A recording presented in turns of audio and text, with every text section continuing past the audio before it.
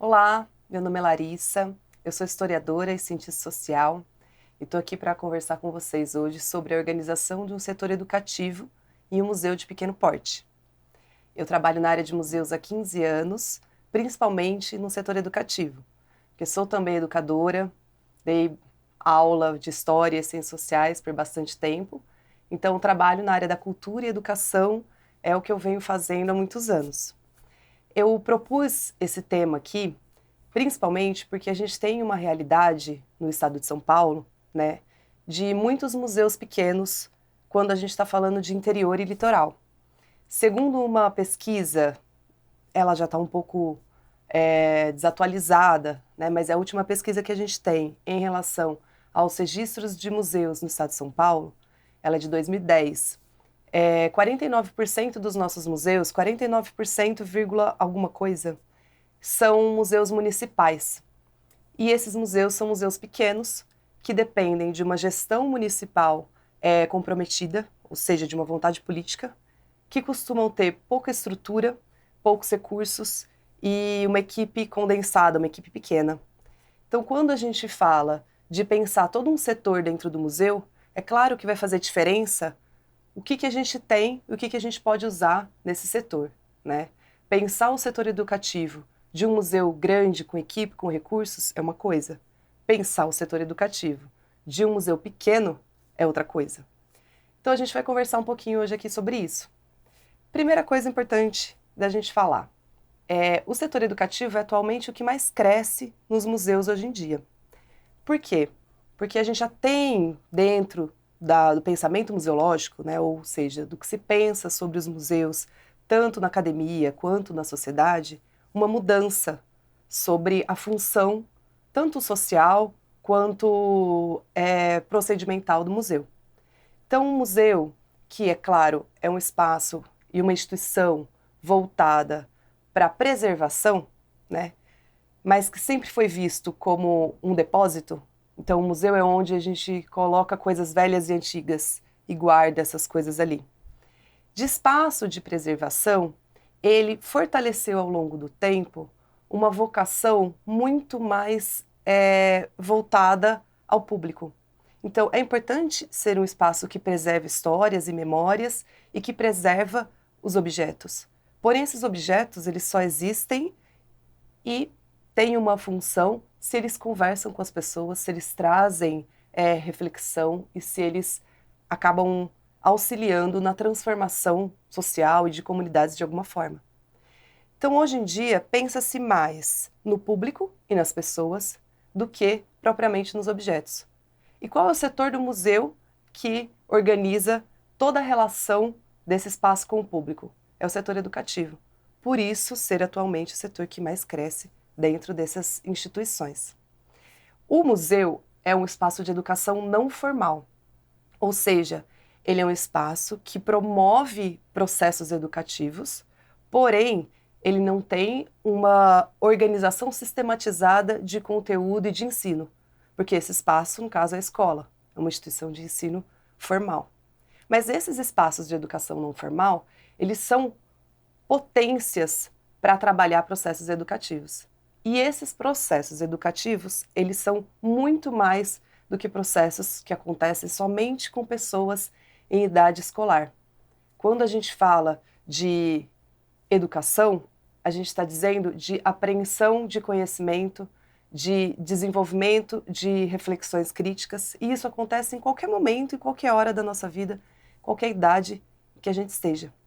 Então, outra coisa importante para ter em mente quando a gente fala educativo de museus é que a gente não está falando só de um setor que vai ficar responsável por receber escolas ou pensar como fazer visitas guiadas ou ações para turmas, né, de escolas. A gente está falando de um setor que precisa pensar todo o processo educativo que o ser humano passa quando ele se depara com um novo assunto, com um novo conhecimento, com algo que possa mudar ou transformar a forma com que ele pensa e vê o mundo. Bom, para a gente falar sobre essa organização mais prática, né, do educativo do museu, a gente primeiro tem que entender o que cabe, né, o que é de responsabilidade, então, do setor educativo. O que cabe dentro dessa ideia toda de mediação entre o público e os objetos? Bom, vamos lá. Primeira coisa, cabe ao setor educativo pensar os horários de abertura de um museu. É o educativo que pensa, bom, queremos promover o acesso das pessoas à instituição. Que horário que essas pessoas têm possibilidade de vir aqui conhecer o espaço? Olha só, quando a gente abre um museu durante a semana, somente horário comercial, a gente está dizendo que quem pode visitar esse museu? Só as escolas? E o trabalhador? Como que ele faz essa visita ao museu no horário que ele está trabalhando? Então, o museu é importante abrir durante os finais de semana? Sim. Ou algum dia, alguma noite durante a semana? Também, para que ele possa absorver outros públicos. Isso quem pensa, quem pesquisa sobre isso, é o setor educativo. Ele busca informações na sua cidade, dependendo do tamanho da cidade, do dia que abre o comércio. Às vezes a cidade é uma cidade menor, mas o comércio abre todo sábado, um sábado por mês. E esse museu, geralmente, os museus municipais e os museus de pequeno porte ficam no centro da cidade. Então, estando ali, onde tem uma circulação grande de pessoas já no sábado, então é interessante abrir nesse sábado. Enfim, esse contato com o público e pensar o acesso do público é uma responsabilidade do setor educativo.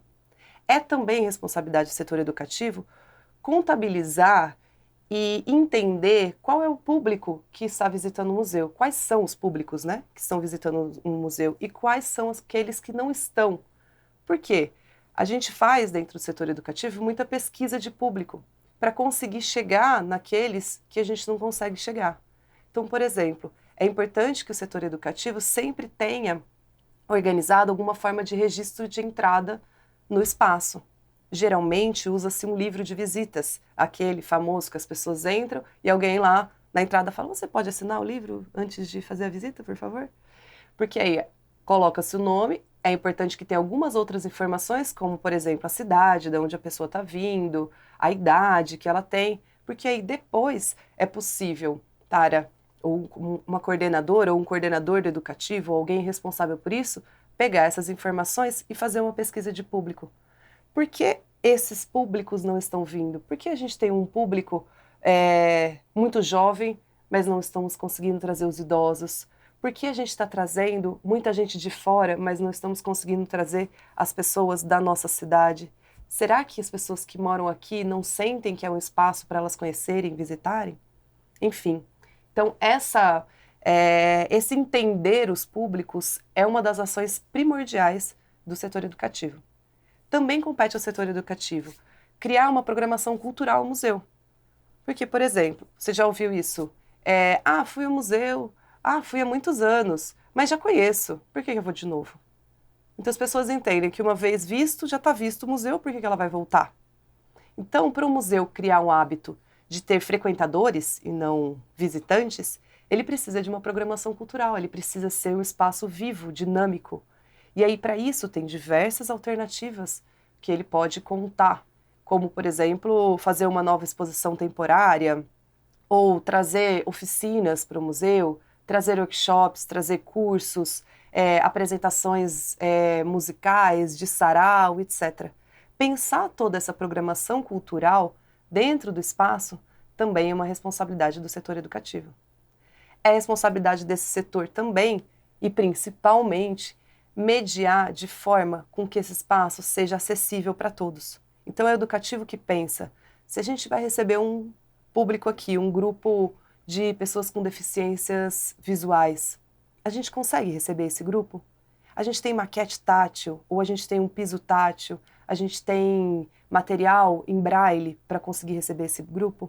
Ou nós temos janelas de libras na nossa exposição para conseguir receber um grupo com deficiências auditivas? O setor educativo precisa pensar e estar preparado para que o museu possa ser um espaço de todos, para todos, que todos possam ir, se sentir bem e ter uma vivência, uma experiência naquele lugar. Então, a produção desse material e desses meios de facilitação também são responsabilidades desse setor. Tá, mas agora vamos pensar assim. Ótimo, é um monte de coisa que esse setor é responsável. E, como eu disse no começo, a gente está falando de museu de pequeno porte, de um museu que tem pouca estrutura, que tem pouca gente. Por onde que a gente começa? O que que a gente favorece? O que que a gente é, dá mais atenção, né? De início, quando temos poucos recursos. Primeira coisa, organize os horários de abertura do seu museu e publicize da melhor forma possível. Sempre trabalhando com educativo, a gente fala que a experiência de alguém com o museu, ela começa muito antes dela chegar lá. Então, quando a pessoa pensa, quero ir conhecer o museu, quero visitar, ela vai procurar informações sobre esse espaço. E hoje em dia, normalmente, ela vai colocar na internet o nome do museu, né? E vai tentar achar algo que consiga falar para ela qual o horário de abertura do museu, passar um telefone de lá. Se for uma professora ou um professor que quer marcar uma visita de uma escola no museu, ela vai precisar achar algum telefone e conversar com alguém para agendar essa visita. Isso tudo já precisa estar organizado, é uma coisa simples de fazer. Inserir ali no Google Maps ou no próprio Google informações, né, sobre essa instituição, ou mesmo se é um museu municipal, essa informação estar no site da prefeitura, ou estar em canais, em redes sociais, no Instagram, no Facebook, pode ser especificamente do museu, ou da prefeitura, ou a instituição a que pertence. Essa primeira organização, ela é importante para que as pessoas possam começar a ter uma experiência positiva, encontrando já as informações que ela precisa, desde horário de abertura até, às vezes, estacionamento. É um museu no centro, ela vai ter onde estacionar a hora que ela chegar, tem um horário melhor para ir, enfim. Organizando isso, depois você começa a pensar como, então, organizar a própria instituição. O que que a gente vai precisar? Equipe. Ai, maravilhoso se pudéssemos contratar diversas pessoas para trabalhar no museu. E se pudéssemos, o ideal é, em primeiro lugar, ter um cargo no museu que é o cargo de coordenação de educativo. Esse cargo também vem surgindo nos museus do Brasil já há vários anos. Eu já trabalhei como coordenadora de educativo em mais de um museu. E é um cargo extremamente importante, porque, como a gente está dizendo aqui, ele fica dentro de um setor que media toda a relação ali do museu com as pessoas. Bom, se possível ter esse cargo de coordenação, ótimo. Se não, você ainda precisa, mesmo sem ter uma coordenação, de uma equipe educativa. Por quê? É essa equipe que vai produzir o material educativo, que vai pensar uma programação cultural e que vai mediar, fazer visitas, organizar grupos, enfim, que vai estar à disposição dos visitantes e frequentadores dos museus na instituição. Então pensa só, você precisa criar uma equipe, ela precisa ter um número bom de pessoas. Geralmente, essas equipes nos museus, elas se compõem ou de estudantes, graduandos, muitas vezes na área de humanas, mas não só, de repente o museu, a tipologia do museu que você trabalha, ou que você é responsável, é um museu de ciências. Então, pode ter estudantes da área de biologia, da área de física, química, enfim. Se é um museu histórico, podem ter estudantes da área de história, ciências sociais, artes, e enfim, uma série, relações internacionais, comunicação social. Todos esses estudantes, eles têm bastante a contribuir estando na equipe. Bom, trabalha-se muito com estudantes, por quê? Porque você precisa treinar uma equipe educativa. Eles precisam aprender e entender que a pedagogia de um museu, ela é diferente da pedagogia de uma sala de aula. Muitas vezes um estudante ele está fazendo licenciatura e ele aprende sobre pedagogia, sobre métodos de ensino. Porém, esses métodos de ensino, eles são específicos para a escola. E em museu é diferente.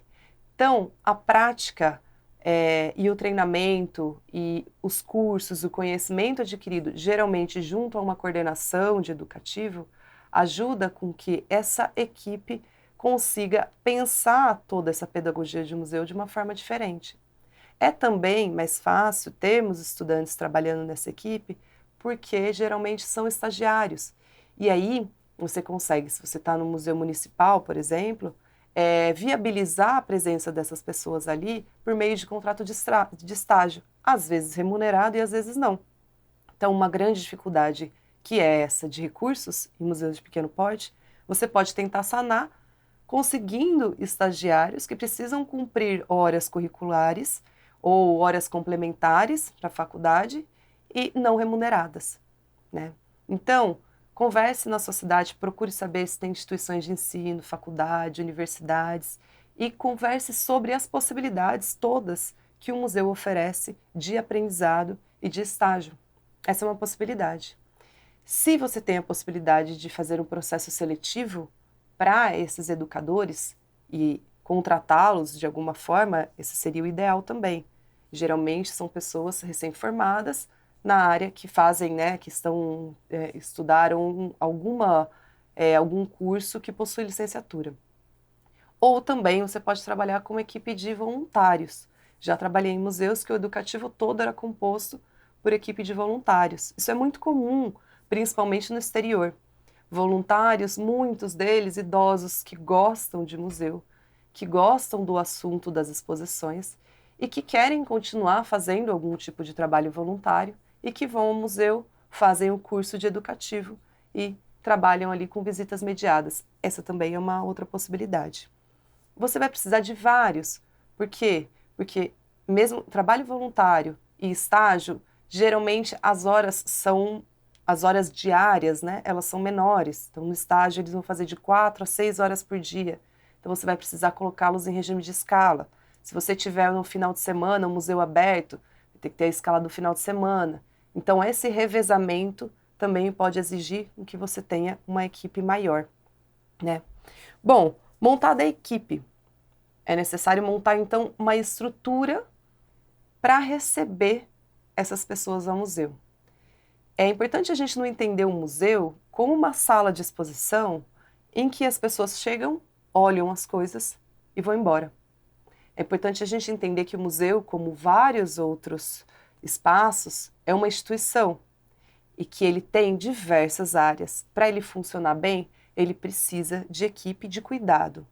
Assim como em uma escola, a gente não tem só sala de aula e professor e cadeiras, a gente tem secretaria, a gente tem diretoria, a gente tem o setor de almoxarifado, a gente tem lavanderia, cozinha, copa. Um museu também, ele precisa ter tudo isso. Ele precisa ter um setor de conservação, de preservação, de comunicação, de gestão, de educação.